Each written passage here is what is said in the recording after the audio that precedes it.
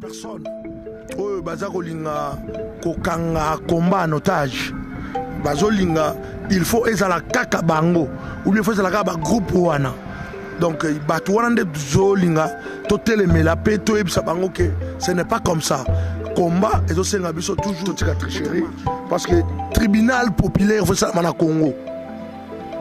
So tribunal populaire salamité na Congo, batu belé ba olene te ba oyekola te. Na ferme ozalaka na bameme obi ozalaka na bataba soko moni bataba bakomi kokufa mikolo surtout na kati yebake na kati na bango bamosusu ba bataba te.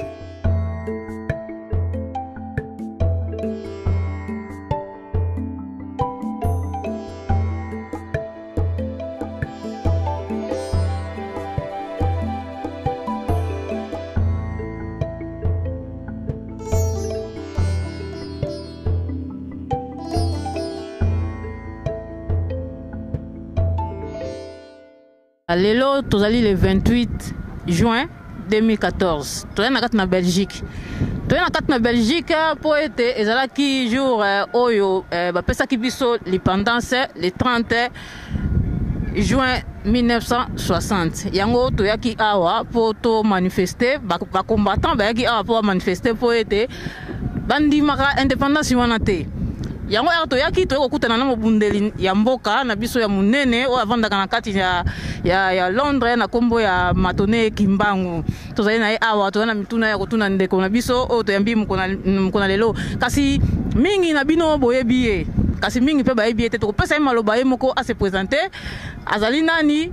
potokota na maso na biso ya mukona lelo mbote ndeko Matone mbote na yo papa ko se présenter liboso ba ndeko bazali kolanda yo soki ozali nani Matondo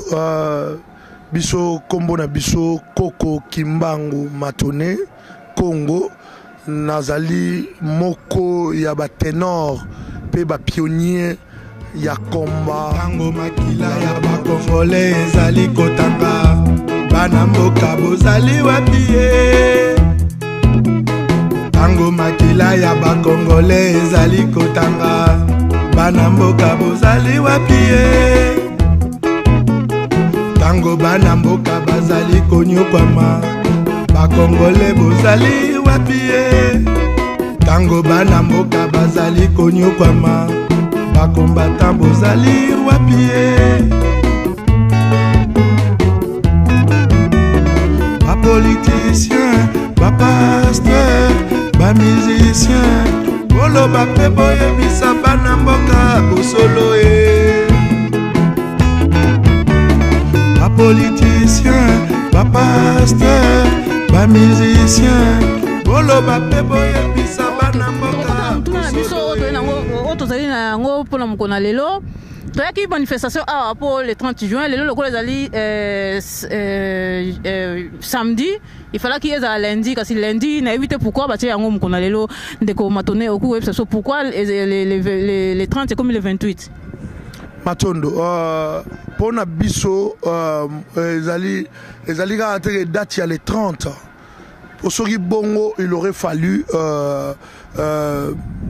indépendance na biso fallait que ça en 59 mais pour nini ba tcheka le 30 juin donc il y a eu des arrangements oyo ezali na préalable et ça là qui est comme le 30 juin donc biso pe tango to bundaka na mois de juin wana ezali mois oyo to kanisaka batu oyo nyoso to ba kweya ko banda 1959 ti le 30 juin parce que batu ebele ba kweya ka do batu ba kufaka ebele. Donc bato belé ba kufaka pe bato belé ba chaki bwanya mayele makasi na bango pona tozwa lipandasi yangwana na kati ya sanza wana mobimba date n'importe quelle date auto ko kanga to ko rocha pona to kanisa bandeko wana to kanisa ba papa wana to kanisa ba mbuta wana pona biso et déranger biso te. OK ndeko Matone toye awa na manifestation ya le 30 juin mais toye kokuta batu bazali ko manifester kuna impression na ezali nini pour mokona lelo ndenge manifestation de batu bazali pour to moni mbila lingite batu batambola impression na ezali nini Matondo ezali impressionnant d'abord, ezali félicitations et puis encouragement na organisateur au bayambi biso na Bruxelles na initiative wana pour na Congo pe combat, ça d'abord bien à saluer. Mais deuxième impression ezali que il y a certaines personnes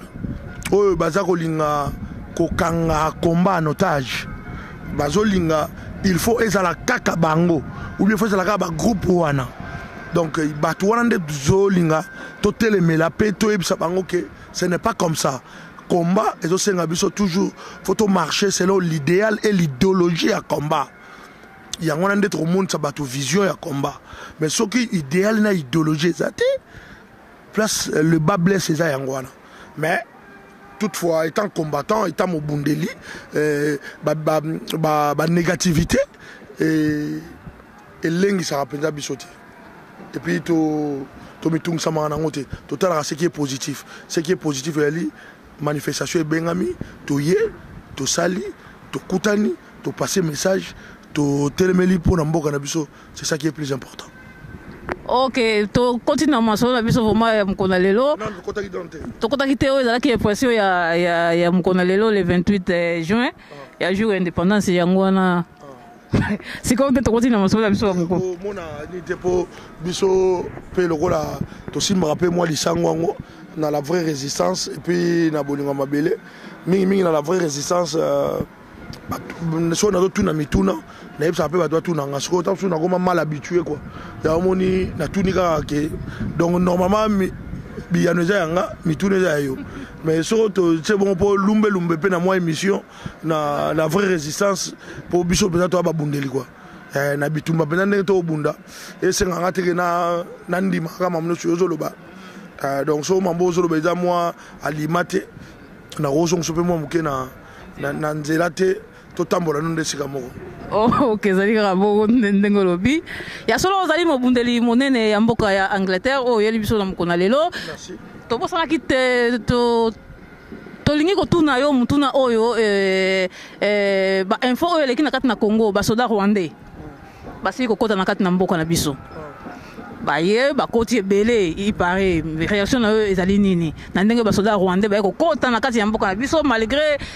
bolobaka yango ke ezali déjà occupé mais to moni vraiment la présence na biso était ba soda ba koti réaction na eux ezala ndenge nini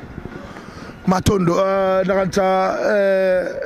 réaction na biso ezaka ya mawa pe pasi po makambo tolobi yango lelo te tolobango déjà kala mais ce que lelo ekomi ko salama na miso ya batu nyonso liboso ya kosala matamu so na kuku e na na kobatama mais lelo yo salama aux yeux et aux vies de tout le monde. Donc za mawa parce que évasion yango wana pour même tandinga alati nzakomba boye na teni na kokatsa nango en principe na ba mboka na biso ya ba Afrika na kokatsa nango frontière te. Vous comprenez? Pour nini parce que so na ba Europe to katsaka pour za ba pays moko très très organisé ya no moni toza na ba position wana mais na biso na Afrique et go sala marate donc occupation ya biso bazo continuer ko moni sa yango ko renforcer que vraiment nous sommes occupés. Donc biso siko mutunde ba congolais o nanu ba telemité ou bien ba kantango ko za mando to bien za masolo ba mona bango moko résultat ce qui se passe chez nous. Ok, ba Congolais bino moko bomona bipo bilili ezali déjà kolakisa biso bino moko bolanda na bilili likambo ya Kamere azali ko kene élection 2016 azali ko remplacer Kabila so Kabila longwe Kamere a ko remplacer ye kaboli ba combattant mingi awa na kati na diaspora e kaboli bino vraiment ba msusu ba ke pa Kamere ba msusu ba sadi bo kaboni poto kene musika te bozali okabona réaction na yo ekozala nini pona likambo wana Matondo omoni na bakombo otangi na ndenge biso bundaka tolinga kutanga bakombo ya il y a opposant te na ba soi-disant opposant te ngana na mobundeli ya mboka na les combattants résistants. Donc ce qu'on a robeta masolo fona beta masolo ba résistant et ba combattant bato bazo kosana ki opposition na bato baza na opposition te na opposant ngana beta masolo na bango te. Et puis pour le ba olinga ba beta soma mo élection en 2016 mais en 2011 na nous légitimité nango et ba mité na nous ba ile soma mususu omoni totika tricherie parce que tribunal populaire faut ça na Congo. So tribunal populaire salamité na Congo ba te belé ba olente ba oyekolate. Vous comprenez? Toi le premier il y a biso toza ba combattant, il y a légataire, il y a légitimité. Biso ba combattant o tozali o to bunda na bo solo. Mais tant que mbato azo la biso eyala kwa neti na proverbe adage mo baloba na ba Congo babi makaku sona no kangiete kusele na musakate. Zomba siko bango nanu basisi nanu ya 2011 te ba mo betla suma masolo ya 2016 ba mo biso wapi bali ba ki na peuple congolais wa ba sa nini. C'est quoi parmi bino les combattants mususu ba poni na bango caméra ba accompagner caméra en 2016 ndeko na nazo sepela ndenge ozoni atango soki omoni na ferme ozalaka na ba meme obi ozalaka na bataba so omoni bataba bakomi kokufa mikolo surtout na kati yebake na kati na bango bamusu ba batabate to bamusu ba memete combattant ezatike o aleki na vidéo alobi ke na za combattant azali muto yo oyo azotambola selon idéal na idéologie ya combat akotambola na meko wana ba fondamentaux ya combat so moni combattant a commis délateur a commis tricheur, a commis canailleur, a commis agent publicité, il y a Moutoumoro Songolo, il y a groupe Songolo, il y a combattant.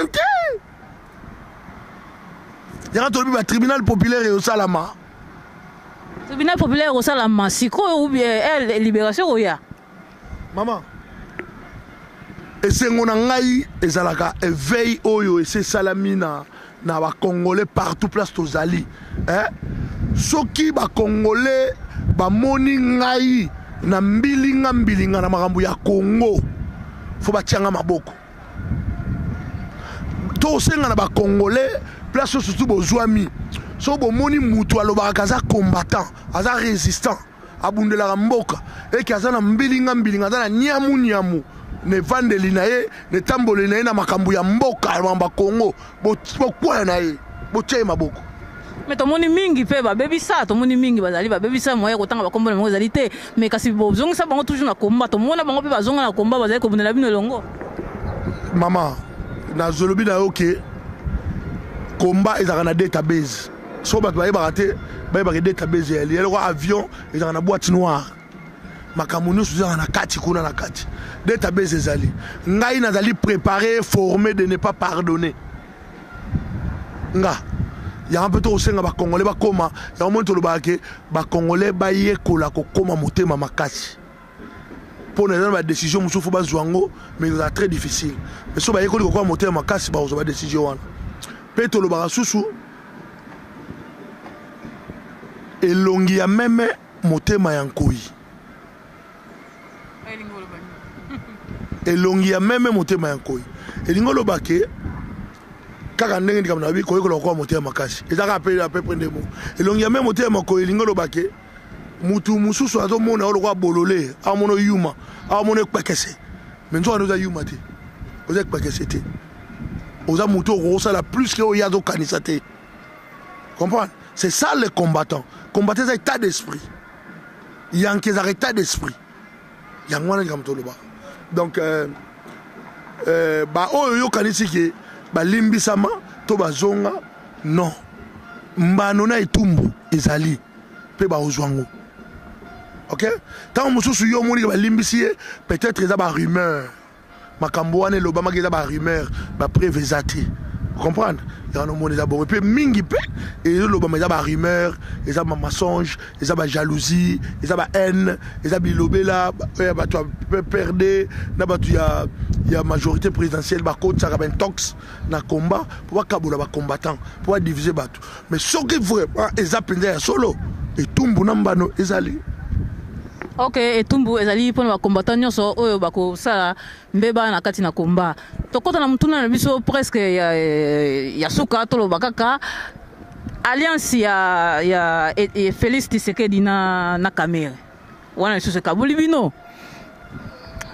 Réaction no ezali ndenge ni fa alliance ya Kamere na Félix Tshisekedi to monaki na 2011 makamno sotele kanaki ndenge ba tricherie et salamaki mais lelo lisusu Kamere aye na Félix Tshisekedi basangisa dossier bavanda pour na 2016 réaction no ezali ni Matondo na poto awawa soki lelo mwana na ngana mwana na yo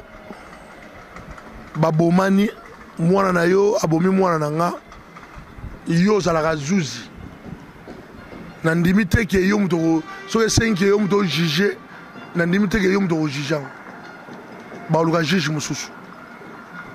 soki poza munganga bazo déontologie zo permettre au kutu teta mususu o soigner mwasi na obie mwana na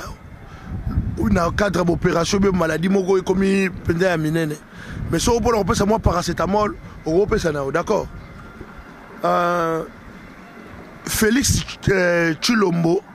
Oyo Lobby, Ponanga,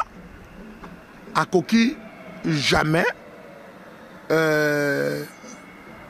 Kobosana, Oyo Lekaki na 2011. Donc, ceux qui ont kende, qu'on s'associe ou bien qu'on koutana na batu wana mususu oyo bazali parmi batu oyo ba sali PPRD batu oyo bazo bomi peuple congolais batu oyo balobi pourquoi j'ai choisi Kanambe tango mususu ayebi eloko ba osala ou bien faut peuple congolais asambisa ye atuna ye. Et ça a biso ba combattre pour combat biso bundaya ya peuple congolais. Donc peuple congolais a tout naïe et loko nini yazo lukana mutuana pas ça na mutuana. So ayebisi biso et que peuple congolais est d'accord na yango, ça va. Mais so peuple congolais est d'accord na ngote, peuple ana ba compte rendre na peuple congolais toujours. Mais quant à biso ba combattant et résistant toza na connivence te pe toza na kondima te na batu oyo baza ya PPRD to na bato babomi ba congolais na banini de près ou de loin tokoki kozala na bango esika moko te baza batu ya tolobi nini tribunal populaire fo esalama mpo na bato wana donc etumbu na mbano fo ezala. OK, etumbu pe nambano ezala pona batu wana mais ngala ko kamwa ngai selon ngai na yebi ndeko matone na yebi ete Félix Tshisekedi ou bien IDPS ezali parti politique. Ezali parti politique tout simplement bazali na kati na Kinshasa ba komisa en tant que parti politique na Kinshasa ce qui est que bafutaka ba parti politique nyonso mbongo bango pe bazoka na compte ya gouvernement Kinshasa mais comment ça bidon sikoyo ba combattant yele lo alobi akende na 2016 andimi bandimi bango tant mususu défaite wana ya 2011 babiete tokende lisusu to meka lisusu na 2016 sikoyo likambo oyo bino ba combattant na bango IDPS en tant que parti politique oza installé na kati na Congo ezali nini Matondo Moni IDPS, les combattants ont soutenu IDPS, c'était un soutien moral. Tous les membres IDPS. Mais sauf que les alliés partis au Banda Liboso, même il y a PPRD. Et Banda, les alliés, à part un père, UDPS, les alliés, parti à Mounene Payakala. ceux qui ba combattants ba commis qu'on s'impliquer dans la UDPS et d'aller par rapport à la position à mboka na biso ndenge zaleli ne position mboka na biso ndenge zaleli batu oyo bazolinga lelo s'associer na UDPS. Il aurait fallu en 2011 bangono surtout bazala tout autour ya UDPS pour na leader Maximo ya Chichi, je salue à passant asala nini azala candidat moko mais au moment que bazala qui était en 2011 mais lelo bazoué na tricherie basi joindre na UDPS biso linga tricherie wana te lokola combattant azali ya miso au fondement azeve ya na moni combattant au terme na makambo wana mais combattant au terme na ngote pas changer structure ya UDPS au terme na ngote pour azoye batego UDPS est parti politique to ya bien parti politique bien sûr que oui il y a parti politique mais parti politique wana ils ont fonctionné te ndenge ba parti politique ils ont fonctionné ba mboka mususu pour nini parce que chez nous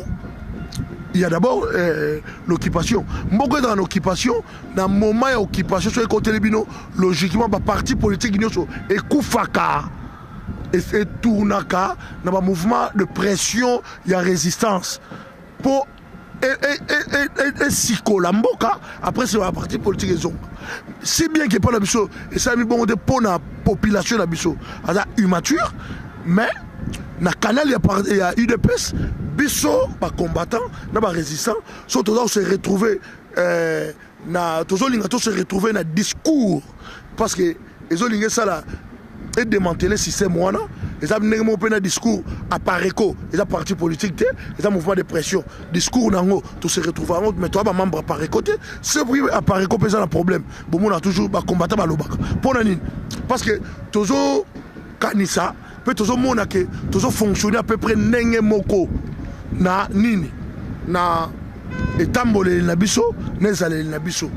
on peut dire na bagino que tous bago za meme o za taba donc tous bago to ba taba tous ba meme donc to tambola nzela moko pour nini objectif la biso za moko ya ko nini ya ko sikola Congo ya ko sikola mboka donc la IDP ça a le même objectif wana apparaît cause le même objectif wana les combattants résistants ont le même objectif wana tokoi toujours quand ça que tokoi cause ensemble il y a vraiment tira nini monaka sur moi likambo zali bon mona ba combattant na ba résistant sur likambo za na UDPS et za na Pareco et za na MLC to tele marapo nini po bango ba biso que to autant mona bango objectif moko il y a vraiment tira nini to s'impliquer sur makambo wana zali.